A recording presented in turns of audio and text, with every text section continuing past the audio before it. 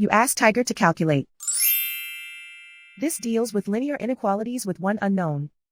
The final result is x smaller than -3. Let's solve it step by step. Group all constants on the right side of the inequality. Add 9 to both sides.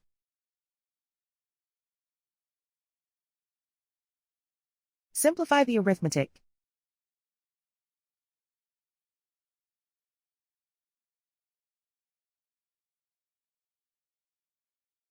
Isolate the x. Divide both sides by 4.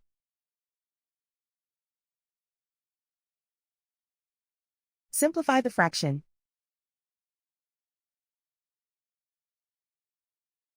Find the greatest common factor of the numerator and denominator.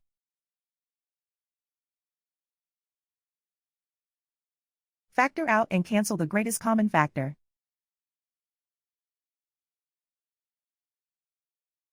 Plot the solution on a coordinate grid. And so the final result is x smaller than -3.